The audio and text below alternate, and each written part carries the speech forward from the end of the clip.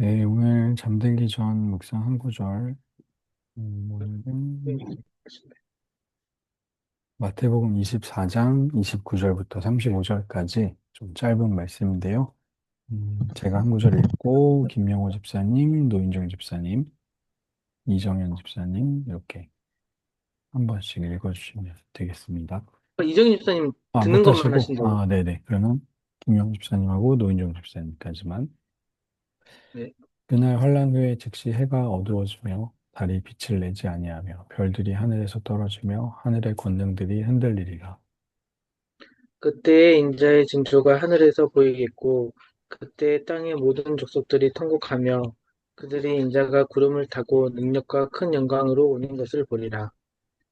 그가 큰 나팔 소리와 함께 천사들을 보내리니 그들이 그의 택하신 자들을 하늘 이 끝에서 저 끝까지 사방에서 모으리라. 무화과 나무의 비유를 배우라. 그 가지가 연하여지고 잎사귀를 내면 여름이 가까운 줄을 아나니. 이와 같이 너희도 이 모든 일을 보거든, 인자가 가까이 곧 문 앞에 이른 줄 알라. 내가 진실로 너희에게 말하노니 이 세대가 지나가기 전에 이 일이 다 일어나리라. 천지는 없어질지언정 내 말은 없어지지 아니하리라. 아멘. 아멘. 잠깐 기도하겠습니다. 하나님 감사합니다. 이 저녁에도 우리를 하나님의 말씀을 듣는 자리로 불러주시고, 이렇게 하나님의 은혜로, 말씀으로 우리의 삶을 비춰보게 하시니 감사합니다. 이 시간 말씀을 우리가 함께 읽고 나눌 때에 깨달아지게 하시고, 주의 은혜로 이 일들이 우리 삶에 새겨지고, 또 삶에서 살아낼 수 있는 그 은혜를 경험하는 시간이 되게 하여 주옵소서. 예수님의 이름으로 기도합니다. 아멘. 음, 오늘 말씀은 좀 짧은데, 좀 어렵습니다. 배경이 뭐냐면, 이제 성전 파괴에 대한 대답을 예수님이 해주시는 상황이거든요. 그래서, 제자들이 이 성전을 좀 보라, 뭐 이렇게 얘기하실 때, 예수님이 성전 파괴가, 성전이 돌 위에 돌 하나도 남지 않고 무너질 거다, 이렇게 이야기하시거든요. 근데 제자들이 그게 언제, 어느 때에 성전이 파괴되고 세상이 망하냐? 이렇게 물어보죠. 그랬더니 세상이 망하는 거랑 성전 파괴는 다른 거다 하면서 이제 성전 파괴에 대한 이야기를 합니다. 첫 번째가 가짜 징조가 있을 거라는 거죠. 그때 이제 기다려라, 인내해라 이런 얘기 해주셨고, 진짜 징조가 나타날 거다. 그때는 이제 도망가라. 이제 이런 이야기를 하셨었어요. 그리고 이제 오늘 말씀은 징조 후에 실제로 성전이 파괴되는 일이 이렇게 일어날 거다. 이제 이런 이야기를 이제 하고 계신 겁니다.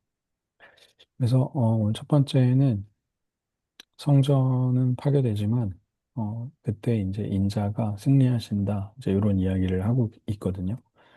29절 말씀을 보니까 그날 환란 후에 그러니까 24장 15절부터 21절 오늘 앞에 바로 앞부분에 보면 큰 환란이 있을 거라고 이야기를 하시죠. 이는 그때에 큰 환란이 있겠습니다. 창세로부터 지금까지 이런 환란이 없었고 후에도 없으리라. 큰 환란이 있을 건데 그 환란과 어려움이 있은 후에 이제 성전이 이제 파괴될 거다 이런 이야기를 하고 계세요. 그러면서 해가 어두워지고 달이 빛을 내지 않고 별들이 하늘에서 떨어지며 하늘의 권능들이 흔들리리라. 네, 이런 말씀을 하시는데요. 이 말씀이 어, 무엇을 표현할 때 예언자들이 하는 말이었냐면, 이 나라가 망한다라는 거에 대한 예언의 말씀이었어요. 그러니까 이런 현상들이 일어난다는 게, 이제 한 나라가 멸망할 거다, 이런 이야기를 할 때 쓴 얘기였거든요. 그래서 이사야 13장에 보면, 보라 여호와의 날, 곧 잔혹히 분냄과 맹렬히 노하는 날이 이르러 땅을 황폐하게 하며 그 중에서 죄인들을 멸하리니 하늘의 별들과 별무리와 그 빛을 내지 아니하며 해가 돋아도 어두우며 달이 그 빛을 비추지 아니할 것이로다. 이렇게 이야기하면서 이방 땅이 멸망할 거다. 이런 이야기를 하는데 이 말씀을 지금 어디에 하고 있냐면 성전이 무너지는 거에 대한 이야기로 쓰고 있는 거예요. 그러니까 이방 나라들의 멸망에 대한 상징이 예루살렘 성전의 멸망에 대한 상징으로 쓰고 있다. 그만큼 이 성전이 제대로 된 기능을 못하고 있다. 거기에는 종교 지도자들, 누구보다 신앙생활을 열심히 한다고 생각하던 사람들의 그 이유다. 이렇게 이런 이야기를 하고 있죠. 그 왜 신앙생활을 열심히 하는 그 당시 사람들이 문제였는지는 LTC를 들으시면 제가 알려드리겠습니다. 이번 주에.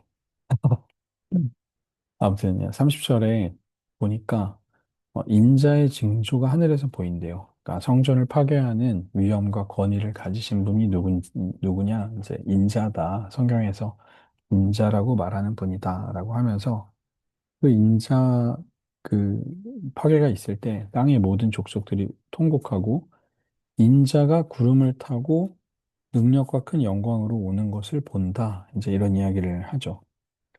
어, 이게 다니엘서에 있는 말씀인데요. 인자 같은 이가 하늘에 구름을 타고 와서 옛적부터 항상 계신 이에게 나아가 그 앞으로 인도되매 이렇게 이야기를 하잖아요. 근데 이 말씀이 뭐냐면 인자라고 불리는 어떤 사람이 하나님께 나아간다는 거 말씀이에요. 그러니까 인자라는 어떤 사람이 이렇게 구름을 타고 내려오는 걸 우리 눈으로 본다는 게 아니라 그분이 하나님께 나아간다는 이야기를 하는 거예요. 이 부분을 잘 이제 이해를 하셔야 됩니다. 이단이나 사이비들이 이런 것들을 이제 자기 맘대로 막 해석해가지고 뭐 사이비 교주들이 구름을 타고 내려온다 막 이런 이야기를 하는데 그 이야기가 아니고 이런 징조가 있을 때 인자가 하나님께 나아간다 이런 이야기를 하는 거예요. 그럼 31절에 보니까 그의 택하신 자들을 하늘 이 끝에서 저 끝까지 사방에서 모은다. 그래서 반역한 이스라엘, 이 성전으로 함께 성전 중심으로 모여 있는 이스라엘 백성들, 그 반역한 이스라엘 백성들을 대체할 새로운 이스라엘을 온 사방에서 주님이 불러 모으신다는 이야기를 하는 거죠. 그러니까 성전은 결국에 파괴되지만 성전보다 크신 예수님이 새로운 공동체를 세우신다는 이야기를 지금 하고 있는 겁니다. 그 중심의 메시지에는 이제 예수님이 있는 거죠. 그럼 이제 성전 파괴가 그러면 어떤 징조가 나타나고 어느 때 일어나느냐, 이제 이런 이야기를 32절부터 하시는데요. 무화과 나무를 보면 알 수 있다. 가지가 연해지고 잎사귀를 내면 여름이 가까운 거를 우리가 보는 것처럼 이와 같이 이 모든 일을 보면 인자가 가까이 오는 걸 이제 이르게 된다. 그래서 멸망의 가증스러운 것들이 세워지고 거짓 그리스도가 출현하고 이런 일들이 막 생기면 이제 성전이 무너질 때가 된 거다라고 이야기를 하는 거죠. 그런데 이 일이 반드시 일어난다. 예수님이 이 이야기를 하시고 나서 얼마 안 있어서 로마 오늘 담임 목사님이 새벽에 설명해 주셨는데요. 로마 황제 때 네로의 다음 황제 때 이제 성전이 다 무너지게 됩니다. 그 일이 진짜 일어났죠. 그래서 주님이 정말 하고 싶은 이야기는 성전도 무너지고 이 천지도 없어지지만 정말 중요한 거는 눈에 보이는 성전이나 그런 환경들이 아니라 예수 그리스도의 말씀은 없어지지 않는다는 이야기를 주님이 하고 싶은 거예요. 그 성전 중심의 신앙을 깨뜨리고 이제 말씀 중심의 신앙으로 바뀌어가는 이제 그 이야기를 하시는 거죠. 그 마태복음 5장 18절에도 똑같은 이야기를 한번 하셨어요. 율법의 1.1획도 결코 없어지지 아니하고 다 이룬다. 라는 이야기를 이제 주님이 하셨었죠. 그래서 예수님의 말씀은 영원하다. 그 말씀을 붙잡는 게 바른 신앙생활이다. 이런 이야기를 이제 하는 겁니다. 심판은 반드시 있다. 성전, 너희들이 중요시 여기던 그 성전 건물 반드시 무너진다. 그리고 그 기준은 영원하신 하나님의 말씀이다. 이런 이야기를 이제 오늘 하고 있는 겁니다.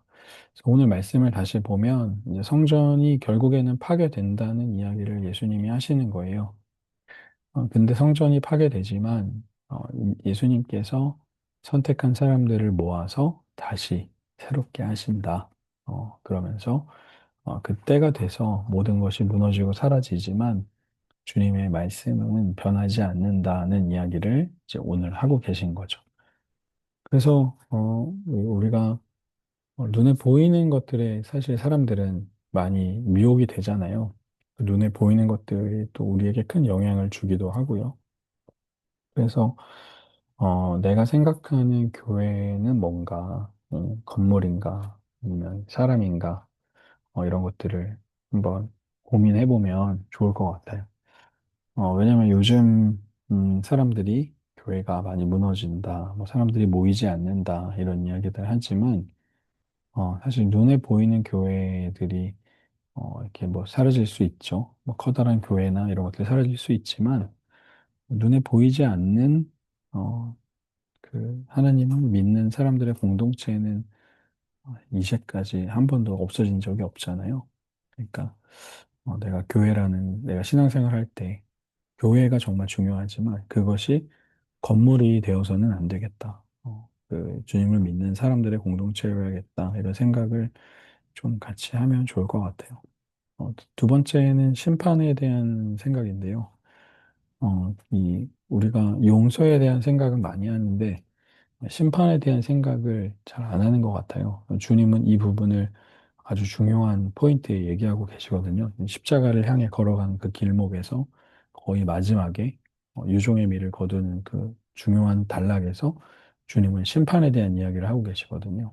근데 우리가 신앙에서 심판에 대한 생각을 많이 못하는 것 같아요. 그래서 하나님께서 반드시 심판하시는구나 라는 사실을 우리가 좀 기억하면 좋을 것 같습니다. 네, 우리 김영호 집사님께서 읽어주시겠어요? 눈에 보이는 성전은 무너진다. 그러나 주님은 예수 그리스도의 이름으로 모이는 새로운 공동체를 만드신다.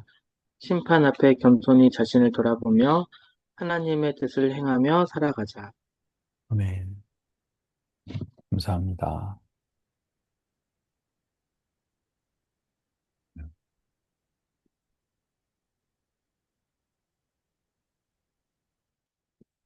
네, 오늘 어려운 말씀이었는데, 말씀 한 번 더 읽어보시고, 또 내일 이 말씀 잘 기억하면서 우리 같이 하루 보내면 좋겠습니다.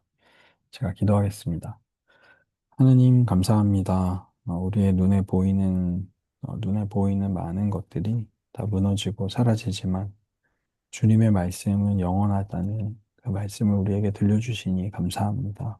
하나님, 내가 기억하고 붙잡아야 하는 것들이 무엇인지 분명히 알게 하여 주시고, 하나님의 말씀을 더 가까이 하고 살아가는 우리들 되게 하여 주옵소서. 주의 말씀을 읽고 묵상하고 그 말씀을 깨달아 알아갈 때에 하나님께서 우리의 삶을 변화시키시고 또 새롭게 하시는 줄 믿습니다. 그 말씀 앞에 우리를 이 밤에 불러주심을 감사하며 이 밤에도 평안히 쉴 수 있는 우리들 되게 하여 주옵소서. 특별히 내 시험을 앞두고 있는 이정현 집사님 기억하여 주시고 지혜와 명철을 더하여 주셔서 그 시험 잘 볼 수 있도록 주께서 인도하여 주옵소서.